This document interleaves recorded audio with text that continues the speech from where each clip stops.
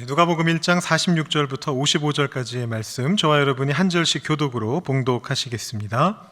마리아가 이르되 내 영혼이 주를 찬양하며 내 마음이 하나님 내 구주를 기뻐하였음은 그의 여종의 비천함을 돌보셨음이라. 보라, 이제 후로는 만세의 나를 복이 있다 일컬으리로다. 능하신 이가 큰 일을 내게 행하셨으니 그 이름이 거룩하시며 긍휼하심이 두려워하는 자에게 대대에 이르는도다. 그의 팔로 힘을 보이사 마음의 생각이 교만한 자들을 흩으셨고 권세 있는 자를 그 위에서 내리치셨으며 비천한 자를 높이셨고 줄이는 자를 좋은 것으로 배불리셨으며 부자는 빈손으로 보내셨도다. 그 종 이스라엘을 도우사 긍휼히 여기시고 기억하시되 우리 조상에게 말씀하신 것과 같이 아브라함과 그 자손에게 영원히 하시리로다 하니라. 아멘. 오늘은 동지입니다. 해가 가장 짧은 날이죠. 여러분 혹시 팥죽 쏘아 드시고 오셨습니까? 팥죽을 못 드셨어도 괜찮습니다. 오늘 여러분 교회에 와 계시고요, 하나님을 만나고 계시고요. 그러니까 악귀와 애군을 쫓는다고 하는 그 팥죽을 꼭 드시지 않아도 이미 하나님의 축복을 받고 계십니다. 오늘 하루도, 이번 한 주도 우리 하나님께서 주시는 그 은혜가 여러분들과 함께 하시기를 바랍니다. 우리 좌우에 계신 분들하고 한번 인사하면서 말씀 시작하면 좋겠는데요, 하나님의 은혜가 함께 하시길 바랍니다. 한번 인사 나누시겠습니다.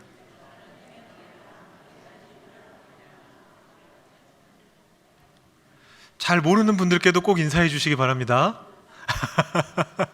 네, 감사합니다. 요즘은 해가 짧다 보니까 밤하늘을 보는 시간이 길어졌습니다. 그래서 사실 이번에 송구영신 예배도 아까 눈치가 빠르신 분들은 느끼셨을 텐데 우리 영상 광고에는 송구영신 예배라고 나왔는데요, 주보에는 송년 예배라고 바뀌어져 있습니다. 이 송구영신 예배를 송년 예배로 좀 바꿔서 너무 늦은 시간에 오시는 게 좀 힘드신 분들이 계셔서 오실 때라도 조금 밝을 때 오시라고 5시에 저희가 지금 계획을 하고 있는데요, 이 밤이 굉장히 길어지고 낮이 아주 짧아졌습니다. 이제 한 5시만 돼도 벌써 캄캄해집니다. 밤하늘을 들여다보면은 우리 눈에 가장 잘 보이는 것이 바로 달입니다. 오늘은 하얀 달이 떠 있고요, 며칠 전까지는 보름달에 가까운 달이, 큰 달이 떠 있었습니다. 옛날 사람들은 이 달을 보면서 달토끼가 뛰어노는 신비한 세상이다, 이렇게 생각들을 했는데 요즘은 그렇게 생각하지 않습니다. 우리가 달이 어떻게 생겼는지, 어떻게 해서 보름달이 생기고 초생달이 오고 금음달이 오고 번갈아 그렇게 오는지를 너무나 잘 알고 있습니다. 사실 여러분들 조금 좋은 스마트폰을 쓰고 계시다면 요즘은요, 그 스마트폰 사진기로 확대해서 사진을 찍으면 달의 크레이터가 보일 정도로, 요 비슷한 사진을 찍으실 수 있을 정도로 기술이 좋아진 세상을 살고 계십니다. 근데 얼마 전까지만 해도 그러지는 않았죠. 이 달이 어떤 곳인지를 우리에게 가장 많이 알려준, 공을 세운 사람들이 누구냐 하면 과학자들입니다. 여러분 아폴로 계획이라고 들어보셨습니까? 너무 유명하죠. 과학자들이 이 아폴로 계획의 우주선들, 비행선들을 만들고 거기에 이제 조종사들, 비행사들을 태워가지고 달까지 실제로 다녀왔습니다. 그런데 이 달로 갔었던 많은 이 조종사들이 크리스천이었다는 것 혹시 알고 계십니까? 우리가 가장 잘 아는 아폴로 우주선은 11호입니다. 이 11호가 바로 인류 최초로 달에 착륙했던 바로 그 우주선이죠. 근데 이 11호라고 하는 이름에서 아실 수 있는 것처럼 사실 아폴로 우주선은 그 이전에도 많이 있었습니다. 여러 가지 중간 단계가 있었는데 그 중에서 가장 중요했던 중간 단계가 바로 8호였습니다. 아폴로 8호는 11호하고 똑같은 궤적으로 달까지 가서 달 궤도로 들어가서 달을 몇 바퀴 돌다가 다시 착륙하지는 않고 다시 지구로 돌아오는 그런 미션을 수행을 했었습니다. 이 아폴로 8호가 3사람의 비행사를 태우고 달까지 가서 달 궤도로 들어가서 달을 돌기 시작했는데, 그래서 결과적으로 이 사람들이 인류 최초로 달의 뒷면을 본 사람들이 됐습니다. 다른 조석 고정 때문에 항상 지구 쪽으로 앞면만을 보여주고 있거든요. 그래서 뒷면을 볼 수가 없는데 이 사람들이 인류 최초로 달의 뒷면을 보고 왔습니다. 그래서 그 장면을 생중계를 하고 있는데 세 사람이 달의 뒷면으로 처음 딱 들어가면서 그 장관을 보면서 생중계를 향해서 이렇게 얘기를 했습니다. 태초에 하나님이 천지를 창조하신가. 세 사람이 나누어서 창세기 1장을 그 자리에서 낭독했습니다. 세 사람 다 크리스찬이었던 거죠. 근데 그 후에 논란이 좀 일어났습니다. 왜냐하면 미국이라고 하는 나라가 기독교인만 있는 나라는 아닌데 다른 사람들도 있는데 그런 공적인 자리에서 공공연하게 성경을 읽는 것이 옳으냐 이래가지고 심지어 어느 무신론자가 재판까지 걸어서 재판까지 나가게 되는 그런 일이 생겼습니다. 다행히 그 재판에서는 이겼는데, 왜냐하면 우주 비행사들도 종교의 자유가 있으니까 자기들이 그런 거 할 수 있다 이렇게 해서 이겼는데, 그 후로 괜한 논란을 이제 일으키지 않으려고 나사에서 되도록이면 성경은 읽지 마십시오, 그런 거는 좀 하지 말아 주십시오, 이제 이런 식으로 했습니다. 그런데 이 비행사들이 그렇다고 해서 자신의 신앙을 포기할 사람들이 아니었습니다. 아까 말씀드렸던 가장 유명한 아폴로 비행선 11호를 타고 인류 최초로 달에 착륙했던 사람이 두 사람이 있습니다. 한 사람은 위에서 돌고 있고 두 사람만 달 착륙선을 타고 내려왔는데, 그 중에 한 명이 여러분 너무나 잘 아시는 닐 암스트롱이죠. 그 사람이 여러분이 너무나 잘 아시는 그 말을 하고 있을 때, 달에 발을 딱 디디면서 이것은 나에게는 작은 한 걸음이지만, 이 유명한 말을 하고 있을 때 또 다른 한 사람, 버즈 올드린이라고 하는 사람은 달 착륙선 속에서 자신의 교회 목사님께 받아온 성찬기를 들고 성찬식을 진행하고 있었습니다. 달에서의 최초의 성찬식이었습니다. 물론 그 내용은 나사에서 막았기 때문에 생중계되지는 않았습니다. 그렇지만 이 버즈 올드린이 그 자리에서 나는 포도나무요 너희는 가지니, 이 요한복음 15장의 아름다운 말씀을 읽으면서 성찬식을 진행했었습니다. 그리고 또 한 사람 여러분들이 꼭 기억하셔야 되는 크리스천 우주비행사가 있습니다. 그 사람은 제임스 어윈이라고 하는 사람입니다. 이렇게 생긴 분인데요, 이분은 아폴로 15호의 달 착륙선 조종사였습니다. 그래서 달에 8번째로 착륙한 사람이 되었고요. 그리고 인류 최초로 월면차라고 해서 이제 달 위에서 직접 차를 타고 돌아다녔던 그런 사람입니다. 근데 이 사람이 자신의 발을 달에 디디고 있을 때에 문제가 생겼습니다. 우주 비행사들이 우주에서 심장 박동이 어떻게 뛰는지를 모니터링하기 위해서 이 심장 쪽에다가 센서를 부착하고 있었습니다. 그런데 그 센서에 이상 신호가 감지된 겁니다. 나사로, 지구에 있는 나사로 그 이상 신호가 전송되기 시작했습니다. 난리가 났습니다. 달에서 갑자기 사람이 죽으면, 심장마비로 죽게 되면 이 사람을 어떻게 데려올 수도 없고 굉장히 난감한 상황이 돼서 난리가 났습니다. 근데 다행스럽게도 얼마 지나지 않아서 괜찮아졌고, 그래서 이 어윈이 무사하게 귀환할 수 있었습니다. 그 후에 이 사람은 복음주의 전도자가 되어서 여러 곳에 가서 자신의 경험을 강연했는데요, 이 달에서의 경험을 이야기하면서 이렇게 이야기를 했습니다.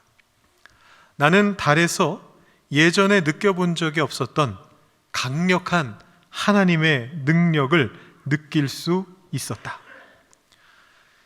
심장마비가 올 수도 있는 것 같은 그런 상황 속에서 살아남았던 그가 이런 느낌을 느꼈던 건 어떻게 보면 당연할지도 모르겠습니다. 그럼에도 불구하고 이 고백에는 굉장한 힘이 있죠. 왜냐하면 아무나 이렇게 고백할 수 없거든요. 달에 가본 사람이 몇 명 안 되기 때문에 아무나 이런 고백할 수가 없습니다. 나는 달에서 예전에 느껴본 적 없었던 강력한 하나님의 능력을 느낄 수 있었다라고 그렇게 고백을 했습니다. 근데 이보다도 더 인상적이었던 말은 그 후에 한 말입니다. 어윈이 이런 말도 했습니다. 인간이 달을 걷는 경험보다 더욱 놀라운 경험은 바로 하나님께서 이 지구 위를 걸으셨다는 것입니다 라고 그렇게 이야기했습니다.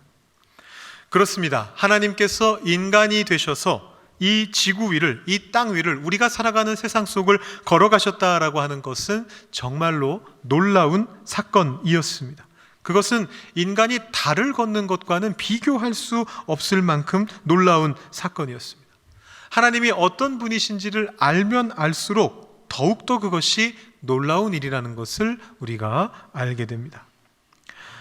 저는 2주 전에 유한이 무한을 만날 때라는 제목으로 설교를 했었습니다. 오늘 말씀 제목의 정반대입니다. 유한이 무한을 만날 때. 오늘 말씀은 무한이 유한을 만날 때입니다. 제가 2주 전에 말씀드렸던 내용은 이런 것입니다. 유한한 시공간 속에 우리 인간이 살아가는 우리가 무한하신 하나님의 영원하시고 우리와 본질적으로 다른 차원에 계신 그 하나님을 만나 뵙게 될 때에 우리는 누미노제라고 하는 어떤 두려움의 감정을 본능적으로 경험할 수밖에 없다는 그 말씀을 알려드렸었습니다.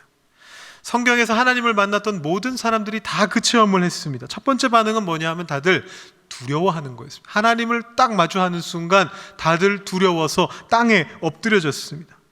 이 하나님과의 만남은 필연적으로 유한한 우리 인간을 파괴할 수 있는 그런 일이었습니다. 그래서 우리 인간이 하나님을 만나기 위해서는 반드시 많은 노력을 기울여서 스스로를 거룩하게, 즉 하나님께 어울리게 만들어야만 했습니다. 우리가 이야기하는 성경이 말하는 그 거룩이라고 하는 것을 우리가 종종 오해할 때가 있는데요. 거룩함이라고 하는 것은 흔히 교회에서 나오는 분들이 얘기할 때 그 사람 아주 홀리해 라고 얘기할 때 그 홀리를 말하는 것이라고 그렇게 생각할 수가 있습니다. 그런데 엄격하게 이야기할 때 이 거룩함이라고 하는 것은 그런 것이 아닙니다. 거룩은 무한하신 하나님을 만나기 위해서 유한한 우리가 우리 자신을 우리 주변의 것으로부터 분리시키는 과정을 이야기합니다. 약간 조악한 비유가 될 수 있겠습니다만 제가 앞에서 말씀드렸던 아폴로 계획을 가지고 한번 비유를 들어보겠습니다. 인간이 달 위를 걷기 위해서는 반드시 우주복을 입어야만 됩니다. 우주복을 입지 않으면 그 자리에서 동상에 걸리거나 아니면 태양빛 때문에 거꾸로 화상에 걸리거나 아니면 실명할 수도 있고요. 그러기 전에 숨을 못 쉬어서 아마 그 자리에서 죽게 될 것입니다. 인간이 하나님을 만나기 위해서는 거룩이라고 하는 우주복을 반드시 입어야만 합니다. 그것이 없으면 인간은 하나님을 만나다가 죽게 됩니다. 문자 그대로 죽게 됩니다. 거룩하지 않은 자가 하나님의 성전에 들어갔다가 죽어서 나온 예가 성경 안에 굉장히 많이 나오고 있습니다. 인간이 이 우주 유영을 하기 위해서 우주복을 만들 때 한치의 오차도 없게 하기 위해서 아주 엄청난 기술력을 총동원해서 점검하고 또 점검해서 우주복을 완성합니다. 왜냐하면 작은 틈이라도 생겼다가는 그 옷을 입고 있는 인간이 죽게 되기 때문이죠. 마찬가지로 우리 인간이 하나님을 만나기 위해서 거룩함을 옷 입을 때 점검하고 또 점검해야만 합니다. 그것이 구약 성경의 많은 부분에서 다뤄지고 있는 거룩함의 개념입니다. 지금 우리의 시각에서 볼 때는 상당히 당황스러운 주제들이 이 구약 성경 속에 거룩이라는 개념으로서 등장하고 있습니다. 어떤 음식은 먹어서는 안 됩니다. 대표적으로 돼지고기를 먹어서는 안 됩니다. 오늘 아침에 혹시 순대나 소세지나 이런 걸 드시고 오신 분들은 옛날 같았으면, 지금은 아닙니다만 옛날 같았으면 이 예배당 이 자리에 들어오실 수 없는 겁니다. 피를 만져서도 안 됩니다. 부부 사이의 어떤 성적인 관계도 조심해서 해야만 합니다. 특정한 병이 있어도 하나님을 만날 수가 없습니다. 시체를 만져서는 안 됩니다. 그렇기 때문에 시체를 다루는 특수한 직업들을 가진 사람들은 영원히 거룩할 수가 없었습니다. 도대체 이런 것들이 하나님 만나는 것과 무슨 관계가 있다는 말입니까? 그런데 이런 것들이 구약 시대에는 필수 조건이었습니다. 이유가 뭐냐 하면 그 사실을 우리에게 알려주고자 하는 겁니다. 그 거룩하신 하나님을 우리가 만나 뵙기 위해서는 조심하고 또 조심하고 또 조심해야 된다. 점검하고 또 점검하고 또 점검해야 된다. 왜냐하면 그렇게 조심해야지만 간신히 우리가 하나님을 먼 발치에서나마 뵐 수 있는 그런 자격을 얻을 수 있었기 때문입니다. 하나님이 우리와 전적으로 다른 존재이시기 때문이죠. 자, 이 배경을 가지고 이것을 우리 마음속에 새겨 넣은 상태로 다시 한번 생각해 보는 겁니다. 하나님이 인간이 되셔서 이 땅 위를 걸으셨던 사건, 예수 그리스도라고 하는 이 존재가 도대체 말이나 되는 일입니까? 제 모교회 담임 목사님이셨던 김지철 목사님께서는 이 부분에 대해서 설교하시면서 뭐라고 이야기하셨냐면 이것은 스캔들이었다, 그렇게 이야기를 합니다. 하나님의 아들이 인간의 모습이 돼서 이 땅을 걸었다는 것은 그 당시 사람들에게는 스캔들 같은 것이었다. 성경에 보면 하나님께서 시내산에서 모세와 그의 백성들에게 임하셨을 때 이 시내산은 화산이라도 된 것처럼 불을 뿜고 연기가 가득 찼고 그 구름과 연기 속에서 우레와 같은 소리가 들렸고 백성들은 모두 다 두려워 떨면서 자기 장막 앞에 엎드려 있었다라고 그렇게 기록합니다. 얼마나 두려웠는지 거기서 고개라도 들면 한 발짝이라도 움직이면 자기들이 죽을 것 같아서 모세에게 부탁했습니다. 제발 우리 대신에 하나님을 뵙고 와주십시오. 우리는 여기서 꼼짝 않고 있겠습니다 라고 그렇게 말했습니다. 솔로몬 왕이 하나님 앞에 성전을 봉헌했을 때 하나님의 영광이 구름 같은 모습으로 그 성전에 임하셨는데 그 영광이 얼마나 컸는지 그 앞에서 제사장들부터 시작해서 아무도 서 있을 수 없었노라, 그렇게 기록이 되고 있습니다. 그런데 예수님이 뜻하는 바는 뭐냐 하면 지금 여러분 옆에 계시는 여러분의 교우들, 친구들, 동료들, 가족들처럼 아무것도 다를 것 없는 평범하기 그지없는 한 인간이 바로 하나님 그분 자신이시라는 것입니다. 이게 어떻게 스캔들이 아닐 수 있겠습니까? 이게 어떻게 놀라운 일이 아닐 수 있겠습니까? 그렇기 때문에 예수 그리스도는 그 자체로 신비이며 기적입니다. 그분이 다른 기적을 따로 일으키시지 않더라도, 그분이 십자가에 달려 돌아가시기 이전에도 이미 예수님은 신비이고 기적이셨습니다. 하나님께서 인간과 소통하시기 위해서 인간 자신이 되신 것입니다. 하나님이 그분의 모든 특권을 다 내려놓으시고 인간과 똑같은 존재가 되신 것입니다. 그것이 바로 성탄절의 신비이고 기적인 것입니다. 인간이 달을 걸었다라는 것과는 비교 불가능한 어마어마한 기적입니다. 그렇다면 하나님께서는 왜 이러한 놀라운 일을 행하셨습니까? 이미 우리 모두가 알고 있습니다. 요한복음 3장 16절에 그 이유가 나옵니다. 하나님이 세상을 이처럼 사랑하사, 우리를 사랑하셨기 때문입니다. 교회에 나오셔서 질리도록 들으신 이야기입니다. 그러나 다시 한번 강조하지만 이것은 진부한 이야기가 아닙니다. 하나님께서 우리를 사랑하시기 위해서 포기하신 것이 얼마나 큰 것인지를 생각할 때 우리는 그 고백을 하지 않을 수 없게 되는 겁니다. 제가 제임스 어윈이라고 하는 우주비행사를 소개해드렸는데 그의 고백이 힘이 있는 것은 그가 달 위를 걸었기 때문입니다. 그는 우주 위로 올라가서 우리 인간들과는 상상할 수 없는 우주의 광대함을 봤습니다. 창세기가 저절로 흘러나오는 그러한 우주를 바라봤습니다. 그 우주 안에서 고백하게 된 것입니다. 하나님이 우리를 위해 무엇을 포기하셨는가?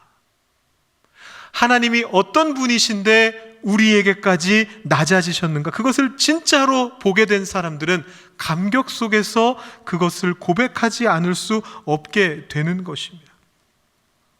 예수님께서는 겉모습만 인간이셨던 것이 아니라 온전한 인간으로 이 자리로 오셨습니다. 유대라고 하는 작은 나라, 독립하지도 못한 로마의 식민지의 한 작은 마을의 마구간 구유 위에 연약한 아기의 모습으로 이 세상에 오신 것입니다. 또 다른 유명한 종교인 불교를 세운 부처는 태어나자마자 7걸음을 걸은 뒤에 천상천하 유아독존이라고 외쳤다고 합니다. 일견 오만한 외침처럼 보입니다만 그 안에 사실은 깨달음에 대한 아주 중요한 진리가 담겨져 있다라고 합니다. 저는 불교의 지도자가 아니라 목사이기 때문에 그 중요한 깨달음이 무엇인지는 잘 모르겠습니다. 근데 오늘 말씀드리고자 하는 것은 이 부처가 태어나자마자 자신이 신비한 존재라는 것을 드러냈다는 것입니다. 근데 예수님은 그러지 않으셨습니다. 전혀 그렇지 않았습니다. 예수님께서는 말 한마디 못하고 그저 우는 것밖에 할 수 없는 작고 작은 어린아이로서 이 땅 위에 오셔서 구유 위에, 말 먹이통 위에 누워 계셨습니다. 사람들이 와서 간지르면 그저 까르르 웃고, 배가 고프면 울고, 남들이 흔들면 따라 흔들릴 수밖에 없는 갓난아기의 모습으로 이 땅에 오셨습니다. 완전하신 분이 불완전한 존재로, 위대하신 분이 초라한 존재로, 무한하신 분이 유한한 모습으로 우리에게 나타나셨습니다. 그것이 성육신의 신비이고 하나님의 사랑의 본질입니다. 이것을 정확하게 아는 사람만이, 그리고 그 감격을 다시금 되새기는 사람만이, 하나님께서 이렇게 많은 것을 포기하셨고 이만큼 극적으로 낮아지셨다는 것을 아는 사람만이 하나님의 사랑에 정말로 감격할 수 있습니다. 많은 크리스천들이, 혹은 기독교를 믿지 않는 많은 사람들이 오해하는 것이 있습니다. 하나님이 낮아지신 것을 너무 당연하게 생각하는 것입니다. 어떤 분들은 심지어 기독교를 구걸하는 종교처럼 생각하기도 합니다. 누구나 다 받아준다는 겁니다. 죄 지은 사람도 받아주고, 인격에 문제가 있는 사람도 받아주고, 살인자도 받아주고, 아무나 다 받아준다고 기독교를 비난하면서 우습게 봅니다. 심지어 하나님을 낮춰봅니다. 이럴 때 쓰는 말이 있습니다. 호의가 계속되면 그것을 권리로 한다. 혹시 이런 말 들어보신 적 있으세요? 영화 부당거래라고 하는 영화에 나온 말인데, 어떤 사람이 호의를 베풀어주는 걸 계속 반복해서 베풀어주면 그걸 받는 사람이 처음에는 감사하다가 나중에는 권리라고 생각한다는 거예요. 내가 그걸 받는 게 너무 당연한 거라고 생각한다는 건데, 영어에도 비슷한 속담이 있습니다. 제가 찾아봤더니 Do someone a favor and it becomes your job, 이런 말이 있습니다. 완전히 똑같은 말입니다. 누군가에게 favor를 베푸는데 그걸 계속 베풀다 보면 그것이 너의 일이 돼버린다, job이 돼버린다, 이런 얘기가 있습니다. 하나님께서는 어디까지나 favor를 베푸시는 겁니다. 호의를 베푸시는 겁니다. 그런데 사람들은 그것을 job이라고 그렇게 생각합니다. 하나님께서 당연히 그렇게 하셔야 된다라고 생각합니다. 그래서 감사하지 않습니다. 은연중에 하나님을 얕잡아 봅니다. 하나님이 형편없는 사람도 받아주시는 것은 하나님이 그 자리까지 낮아지실 만큼 큰 사랑을 가지고 계시기 때문이지, 하나님께서 원래 그런 분이셔서가 아닙니다. 디트리 본회퍼라고 하는 신학자가 있습니다. 행동하는 신앙인이었죠. 나치의 독재에 맞서 싸우다가 히틀러를 암살하려고 하는 계획을 세운 것이 발각돼서 사형당하게 되신 분입니다. 근데 이분이 그런 이야기를 했습니다. 은혜를 값싸게 보는 우리의 견해는 교회의 원수와 같은 것이다. 값싼 은혜는 싸구려로 팔아버리는 상품과 같다. 은혜의 값은 이미 지불되었으니 무엇이나 거저 가져가야 한다는 것이다. 그러면서 보네퍼가 이런 값싼 은혜를 시체에다가 비유합니다. 이건 시체와 같다. 생명력이 없는 것이다. 누구라도 교회에 와서 누구라도 하나님을 만나고 누구라도 구원을 받습니다. 그런데 그들의 행동은 변하지 않습니다. 여전히 죄를 짓고, 여전히 욕심에 차 있고, 여전히 남을 비방합니다. 여전히 성적인 비행을 저지르고 불륜을 저지르고 약한 자들을 공격합니다. 압제합니다. 그러면서 그들은 구원받았다라고 이야기합니다. 이것은 시체와 같다라고 얘기합니다. 이 시체로부터 독이 퍼지는 겁니다.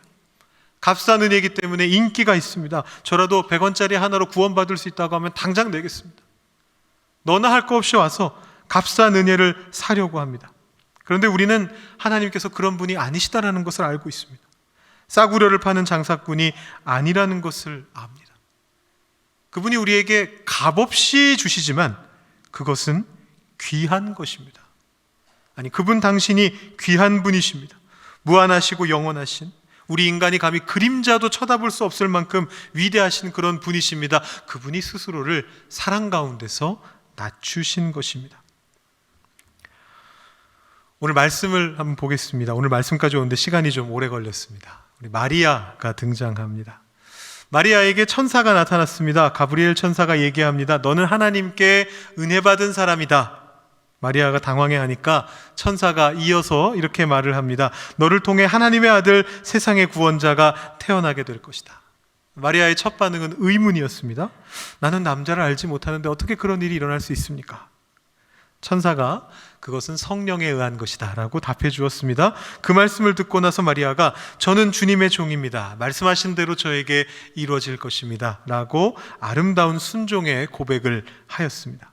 이 사건이 있고 나서 마리아는 자신의 친척인 엘리사벳을 방문했고요. 엘리사벳이 성령의 역사하심으로 마리아의 태중에 있는 그 아이 예수 그리스도를 보면서 찬양했습니다. 그에 대한 답가로, 반응으로 부른 노래가 오늘 우리가 읽은 본문입니다. 마리아가 이르되 내 영혼이 주를 찬양하며 내 마음이 하나님 내 구주를 기뻐하였음은 그의 여종의 비천함을 돌보셨음이라. 보라, 이제 후로는 만세의 나를 복이 있다 일컬으리로다. 하나님께서 마리아의 비천함을 돌아보셨습니다. 하나님께서 굳이 그러지 않으셔도 되거든요. 하나님께서 고려하셔야 될 것이 얼마나 많습니까? 세상에 돌보셔야 할 존재들이 얼마나 많습니까? 이 마리아의 비천함을 굳이 꼭 돌보시지 않아도 됩니다. 우리도 마찬가지입니다. 우리가 처한 상황 속에 있는 우리의 연약함들을 하나님께서 다 돌보지 않으셔도 됩니다. 그럼에도 불구하고 하나님께서는 우리를 돌아보시며 우리에게 다가오신다는 것입니다. 우리와 똑같은 모습까지 낮아지신다는 것입니다. 그래서 마리아는 이 임신이 자신의 계획과 아무 상관이 없었음에도 불구하고 이 사건을 하나님께서 자신을 돌보신 사건이라고 인식했습니다. 사실 그렇게 생각하기 쉽지 않거든요. 나는 처녀고, 나는 아이를 임신할 수 있는 상황이 아니고, 내가 아이를 원했던 것도 아니고, 한나 같은 경우에는 아이를 원했기 때문에 임신하게 됐을 때 그것이 하나님이 돌봐주시는 게 맞았습니다. 그런데 마리아는 그렇지도 않잖아요. 그런데 이 마리아에게 하나님께서 임신하게 하신 것을 나를 돌아보셨다, 나의 비천함을 돌아보셨다라고 그렇게 고백하게 됩니다. 아까 말씀드렸던 제임스 어윈이라고 하는 사람이 우주 공간 속에서 하나님의 놀라우심을 체험하고 나서 그 후에야 하나님이 얼마나 많은 것을 희생하셨는지를 깨달았던 것처럼 바로 이 마리아도 하나님께서 자신에게 역사하시는 것을 경험하면서 그것을 깨닫게 된 것입니다.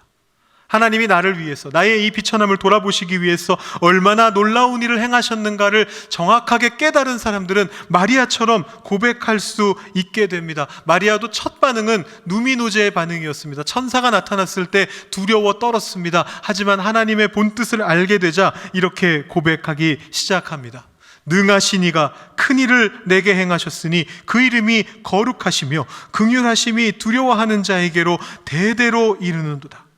그의 팔로 힘을 보이사 마음의 생각이 교만한 자들을 흩으셨고 권세 있는 자를 그 위에서 내리치셨으며 비천한 자를 높이셨고 줄이는 자를 좋은 것으로 배불리셨으며 부자는 빈손으로 보내셨도다. 그중 이스라엘을 도우사 긍휼히 여기시고 기억하시되 우리 조상에게 말씀하신 것과 같이 아브라함과 그 자손에게 영원히 하시리로다.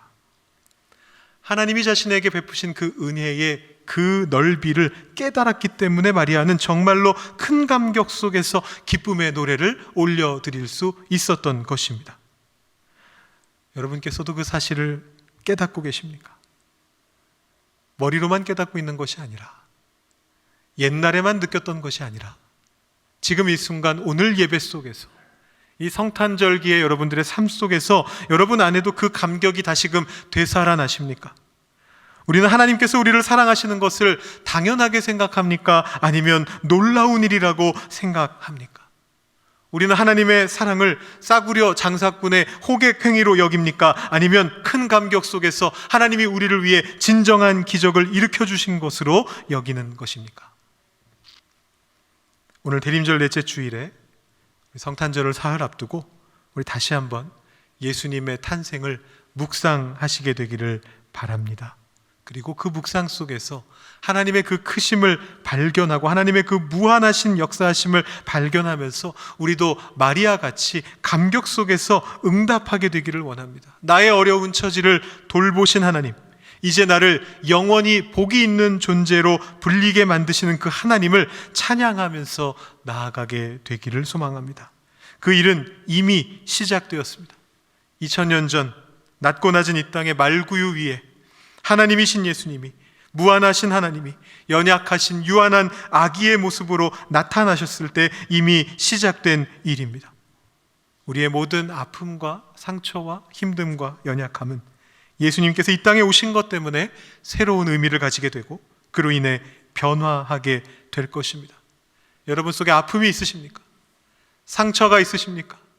연약함이 있으십니까? 바로 그 자리에 예수님께서 임하실 것입니다. 그 연약함이 예수님의 모습입니다. 여러분들의 삶 속에 그 예수님이 계속해서 역사하실 수 있기를 주님의 이름으로 축복드립니다. 기도하겠습니다. 하나님 아버지, 감사합니다. 대림절 넷째 주일을 저희에게 허락해 주시고 우리에게 오신 하나님이 어떤 의미인지를 다시 한번 생각하게 하시니 감사합니다. 우리가 그것을 머리로만 아는 것이 아니라, 우리가 그것을 과거의 경험으로 갖고 있는 것이 아니라, 지금 이 순간 오늘 이 예배에서 다시 한번 큰 감격으로 우리 주님을 만나게 되기를 소망합니다. 얼마나 큰 것을 버리시고 우리를 사랑하는 마음으로 우리에게 오셨는지를 우리가 다시 한번 되새기며 우리의 삶 속에 역사하시는 주님을 감사로 맞이할 수 있도록 인도하여 주시옵소서. 우리 삶 속에 있는 연약함들을 내려놓습니다. 예수 그리스도께서 바로 그 연약한 자리로 내려오셨기 때문에 우리 삶에 있는 모든 연약한 부분도 주님으로 더 씌워질 것을 기대하며 우리가 주님 앞으로 나아옵니다. 하나님, 우리의 마음을 주님께서 치유하여 주시고 우리의 상처를 깨끗게 하여 주시고 우리의 연약함을 강함으로 바꾸어 주시고 우리가 그리하여 세상 속으로 나아가 같은 연약함을 지니고 있는 자들에게 주님의 사랑을 전할 수 있는 저희들 될 수 있도록 주님 인도하여 주시옵소서. 감사드리며 예수님의 이름으로 기도드립니다. 아멘.